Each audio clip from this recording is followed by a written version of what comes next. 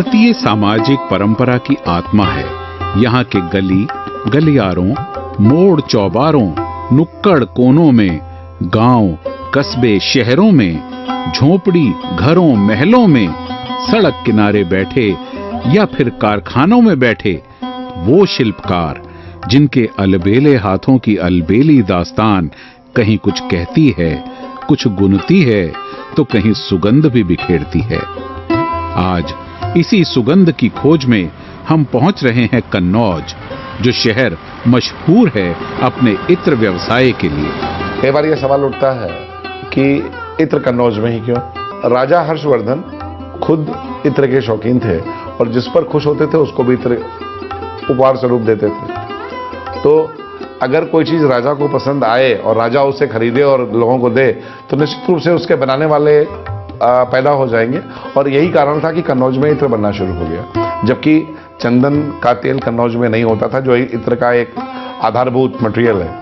अगर आप इनकी यहाँ पर बनने वाला एक बहुत महत्वपूर्ण अतर है जिसको आप शमामा कहते हैं और हिना कहते हैं, अगर उसके घटक को देखें तो उसके घटक और आयुर्वेद में चरक संहिता के सूत्र स्थान 5 में एक अणु तेल का जिक्र है, उसके घटक में बहुत अंतर नहीं है। उसमें कुछ 26 अलग अलग पेड़ पौधों का इस्तेमाल है, सुगंधित और औषधि पेड़ पौधों का, जिसमें से 15 सुगंधित हैं। और अभी आप किसी से कन्नौज में बात करेंगे कि आप हिना में क्या डालते हो, शमामा में क्या डालते हो, तो उन्हीं पेड़ पौधों का जिक्र करेगा। कन्नौज शहर का नाम संस्कृत के कान्यकुब्ज शब्द से बना है। वाल्मीकि रामायण, महाभारत और पुराण में इसका प्राचीन नाम कान्यकुब्ज उल्लिखित है। यह भारत के सबसे प्राचीन स्थानों में से एक है, जो बहुत ही समृद्ध है सांस्कृतिक विरासत के रूप में।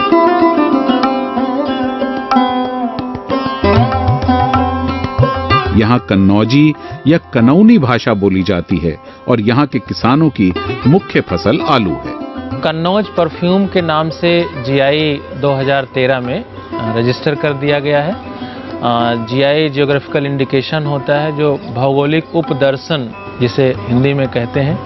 पहला पेटेंट है, ट्रेडमार्क है, और जो जीआई दी जाती है वो किसी एक एसोसिएशन को दी जाती है, किसी इंडिविजुअल के लिए नहीं दी जाती है।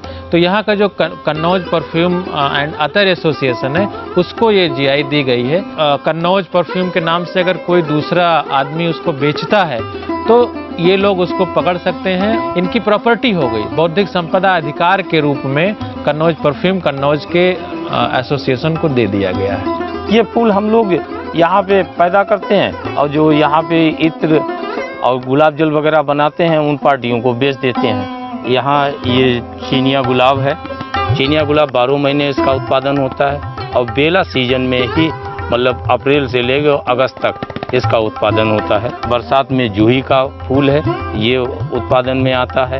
और ये मेहंदी भी जो फ्लावर है ये भी इत्र बनाने में काम आता है। जैसे कि ये तांबे की खाली डेग होती है, तांबे का बड़ा बर्तन, जिसको हमारे कन्नौज की भाषा में डेग बोलते हैं। ये खाली डेग है। सबसे पहले इसमें थोड़ा पानी डाला जाता है। इसमें पहले पानी डाला, उसके बाद में इसके ऊपर फूल डाला, फूल डालने के बाद में फिर इसमें थोड़ा पानी डाला और उसके बाद में फिर इसके ऊपर ये कैप लगाया जाता है। ये जो मिट्टी का रोल रखा है, इस मिट्टी के रोल से ये इसको एयर टाइट करके बंद कर देते हैं बिल्कुल। ये कमानी होती है, इससे इसमें लकड़ी डाल के लॉक कर देते हैं जिससे ये प्रेशर से निकले ना। उसके बाद में फिर इधर का सिस्टम आता है। ये बांस का एक ये लकड़ी होती है, कनेक्टर जिसको बोल सकते हैं आप, कन्नौज की भाषा में इसे चोंगा कहते हैं। ये पोला होता है अंदर से पूरा। इसका ऊपर वाला हिस्सा जो होता है, ये ऊपर जो कैप लगी होती है इसमें एक छेद होता है, उसमें यूँ ऐसे करके लगाया जाता है। और उसके बाद में ये एक तांबे का छोटा बर्तन होता है जिसको भपका बोलते हैं, उसमें इसको कनेक्ट कर देते हैं। इसको इसमें यहाँ से कनेक्ट कर दिया, कपड़े से इसको लॉक कर दिया। इसके अंदर आपका रॉ मटेरियल होता है कुछ भी, जैसे कि संदल का तेल हो गया और बेस ऑयल हो गया।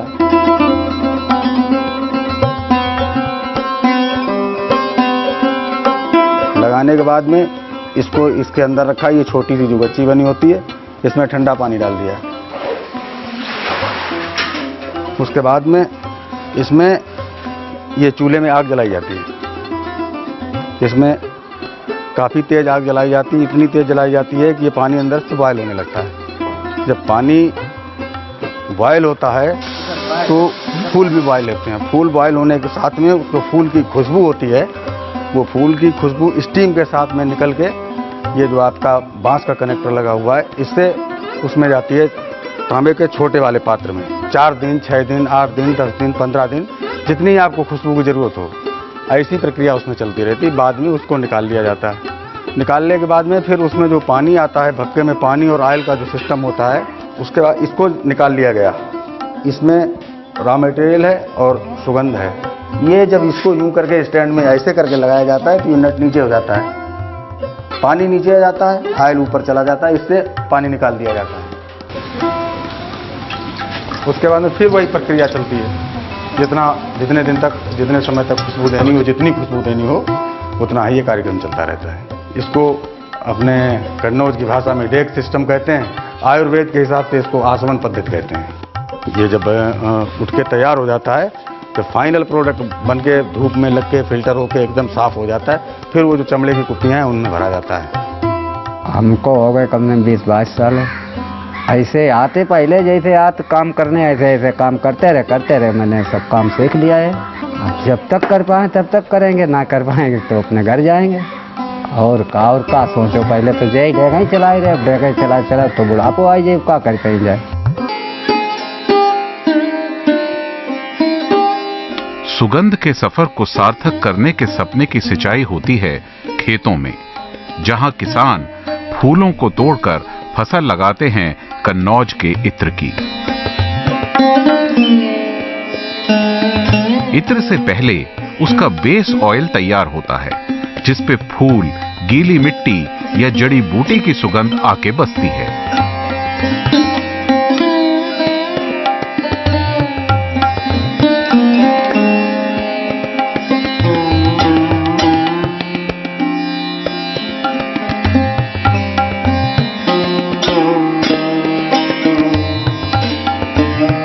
कन्नौज का देग सिस्टम सदियों पुराना है, पर आज भी इससे बनने वाले इत्र का जवाब नहीं। फूलों को गर्म करके उनकी भाप पाइप के द्वारा भरी जाती है।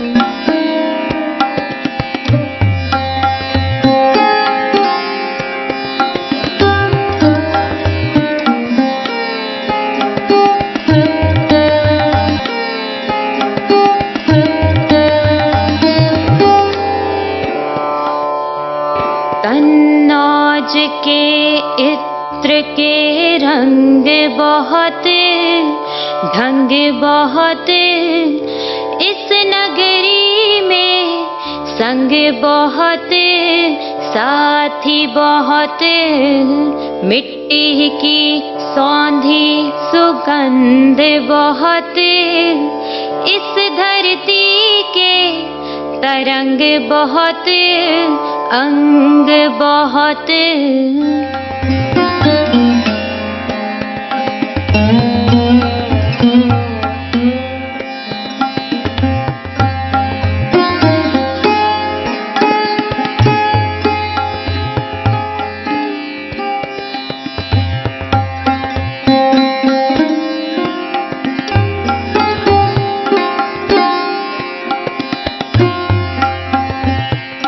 इत्र का इतिहास भी उतना ही पुराना है जितना कि कन्नौज का इतिहास। मुगल काल से ही कन्नौज अपने इत्र के लिए प्रसिद्ध रहा है। ऐसा माना जाता है कि भारत में नूरजहां वो पहली महिला थी जिन्होंने रूह गुलाब खोजा था, एक ऐसा इत्र जो गुलाब के फूल की पत्तियों से बनाया गया था। उस समय मध्य एशिया से मुगलों द्वारा विशेष पौधे यहाँ लाए गए थे। नहीं, यही डेगों का काम करते हैं, सतर का। हम कर रहे हैं ये काम साल 1983 से। घर में कुछ परिस्थितियाँ खराब हो गई तो घर वालों ने कहा जाइए आप जो है वो काम करिए जाए। तो मैं आया तो मैं कुछ जानता नहीं था यहाँ। तो हम जो है धीरे धीरे जो पुराने लोग थे उनसे पूछने लगे। पूछते पूछते ये काम हमने सीख लिया। तभी सब हम काम कर रहे थे। काम सही है जो अब इसमें हम कर रहे हैं 16 मार्च 1983 से। अब इसी में बिजी, इसके अलावा हमें कोई काम अच्छा ही नहीं लगता। खेती बाड़ी भी कर लेते हैं साथ में। खेती बाड़ी ना करें तो गुजारा भी नहीं होगा। खेत अपना नहीं है साहब हमारे पास, दूसरों के कर लेते हैं। गुलाब जल और केवड़ा भारत में मिठाइयों में भी इस्तेमाल होता है। भारत और मिडिल ईस्ट में इत्र का उपयोग धार्मिक कर्म के लिए भी किया जाता है। अगर आप किसी फूल की या कुछ जड़ी बूटियों के मसालों की खुशबू को चंदन के तेल के ऊपर जब डिस्टिल करते हैं डेगन भक्ता पद्धति से, तो हम उसको इत्र कहते हैं। जब हम किसी खुशबूदार चीज को परफ्यूम में स्प्रिट में घुलाते हैं और उसकी मात्रा 15 से 30% होती है तो उसको हम परफ्यूम कहते हैं। जब वो मात्रा 8 से 15% तक होती है तब उसे हम यूडी परफ्यूम कहते हैं।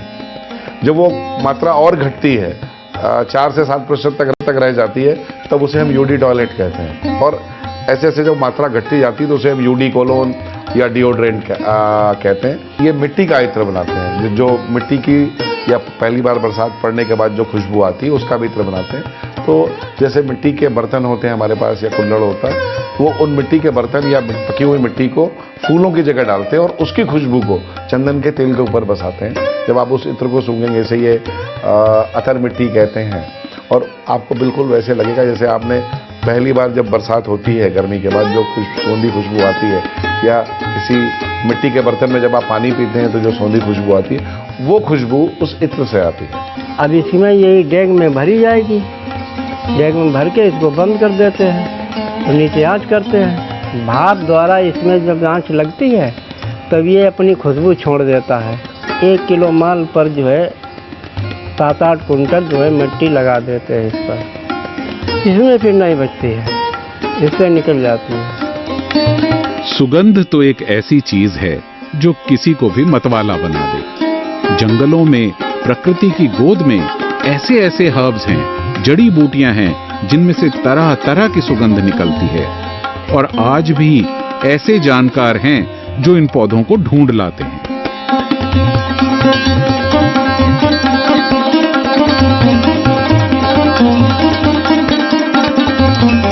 ये जो अपने यहाँ कन्नौज में जो समामा बनता है, इसका जो जड़ी रॉ मटेरियल है, ये जंगल के आइटम जितनी जड़ी बूटियाँ हैं उसका हमारा व्यवसाय है। समामा ये इत्र है, ये बनता है जड़ी बूटियों से और उससे केसर कस्तूरी ये सब लगता है। अगर की लकड़ी लगती है इसमें, अगर का एसेंशियल ऑयल यूज बनता है। इस सुगंध से पूरे वातावरण को महकाने के सरकारी प्रयास भी हो रहे हैं, आंकड़ों में भी, यानी सैद्धांतिक भी और व्यवहारिक भी।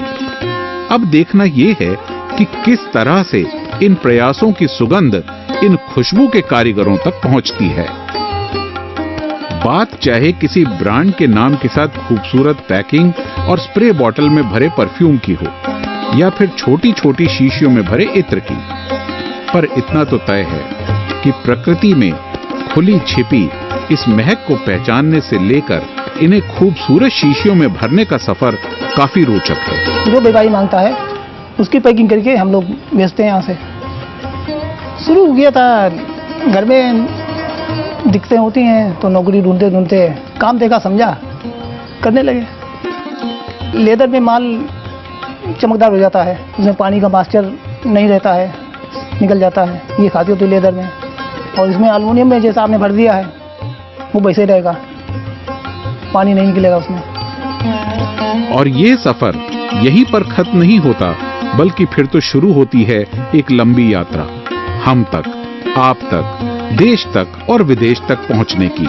इस हाथ से उस हाथ की और फिर अगले हाथ हथेली से होते हुए एक लंबी कड़ी बनाने की। जो इत्र है वो तो खाली अरब कंट्री में होता है एक्सपोर्ट। अदर एसेंशियल ऑयल जो जड़ी बूटियों से निकलते हैं वो तमाम जापान है, अमेरिका है, आपका चीन है, यहाँ सब जाते हैं। जब से पहले संदल ऑयल निकलता था उस समय मतलब हमारे ख्याल बहुत लंबा एक्सपोर्ट था, लेकिन संदलवुड ऑयल मिल, अब संदलवुड लकड़ी खत्म हो गई है, एक्सपोर्ट बैन हो गया उसके ऊपर। तब से यहाँ हम भी एक्सपोर्ट करते थे किसी, लेकिन अब जब से एक बैन हो गया हम नहीं करते हैं। संदलवुड ऑयल जो हमारा उसका मुख्य व्यवसाय, उसकी भी फैक्ट्री हमारी यहाँ पर है। चंदन की लकड़ी है, ज़रूरत के हिसाब से कितना टेम्परेचर देना, वो अपना मीटर लगा हुआ है, उससे देख के फायर में टेम्परेचर देता है कि चंदन की लकड़ी पे कितना टेम्परेचर लगना चाहिए, तब तेल निकलेगा। और जड़ी बूटियाँ हैं उन पर कितना टेम्परेचर देना चाहिए उस हिसाब से। जैसे कि ये चंदन की लकड़ी है, इसके छोटे छोटे ये टुकड़े किए जा रहे हैं। टुकड़े करने के बाद में इसकी और छोटी पीसें करके इसके अंदर एक वो चक्की टाइप की लगी होती है जिसे डिसेंटीग्रेटर कहते हैं, उसमें लकड़ी के छोटे छोटे चिप्स डालते हैं, नीचे से बुरादा निकलता है। उस बुरादा को ये जो बड़ी डेग होती है इसके अंदर भरा जाता है। फिर इसका वही सिस्टम, उसमें कनेक्टर बांस का होता है, इसमें ये तांबे का ही डेग है, तांबे का ही कनेक्टर है। और उसमें एक पानी के अंदर छोटा सा बक्का रखा होता है, इसमें ये लगा हुआ है, तो तेल इसमें रुक जाता है, पानी निकल के बाहर आके इस तरीके से पानी निकलता रहता है। पूरी दुनिया में सुगंध बिखेरने वाले ये खुशबू के सौदागर क्या अपने जीवन को भी महका पाते हैं, या इनके जीवन की झांकी में कहीं दरार है जहां से कोई बदबू का झोंका खुशबू पर हावी होने लगता है? अरे साहब, हमारे हाथों में तो लगता ही रहता है सर। जब कभी माल जब तैयार हो जाता तब उठाते तो हाथ नहीं से उठाउन पत्ती से लगता ही रहता है। लेकिन अब कर रहे हैं काम, तो अब थोड़े थोड़े दिन के रह गए हैं, तो टाइम व्यतीत कर रहे हैं। अब तो साहब हमारे शरीर में कमजोरी आ गई है जो है, अब साल 2 साल जो कुछ करेंगे तो करेंगे, उसके बाद बंद, घर बैठेंगे। बहुत आदमी छोड़ गया है काम करने से, सिटी का जितना लेबर था सब छोड़ गया ये काम। हम सब लोग देहात के हैं, इसीलिए कर रहे काम जो है। नए काम अब कोई आता ही नहीं था, हम पुराने लोग लगे हुए हैं। बहुत से खुशबू में रहते हैं, पूरा शरीर मांगता है। 10 बजे ड्यूटी पर आते हैं, तरह 10 बजे तक अपने खेतों में काम करते हैं। बहुत परेशानी घर में होती है, पैसा की परेशानी तो सभी होती है, बच्चे हैं, पढ़ाना लिखाना, पैसा तो सबसे बड़ी चीज़ है इस वक्त। जो किसान लोग फूल लाते हैं उनको तो बिक्री में यहाँ बहुत ही कम बिक रहा है इस वक्त है। अब मान लो पैदा तो फूल हम कर रहे हैं और आप खरीद रहे, हमारे पर 50 रुपए किलो, आप ले रहे 30 रुपए किलो, तो हमें उसमें नुकसान नहीं हो रहा। इसलिए सब किसान नहीं जितने वो अपने अपने फूल की खेती कम कर रहे हैं। काम तो सभी पसंद है और सभी जरूरी हैं। अगर खेत पे काम नहीं करेंगे तो बच्चे और हम खाएंगे क्या? गेहूँ नहीं पैदा करेंगे, आलू नहीं पैदा करेंगे, सब्जियाँ इतनी महंगी चल रही हैं, तो जो अपने खेत पे हो जाता है चाहे जितना खाओ।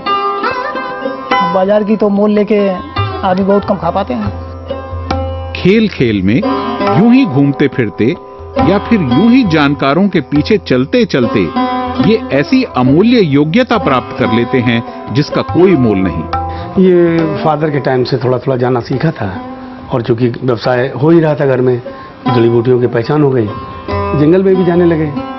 एक जटामासी आती है, इसको बोलते हैं बालछड़।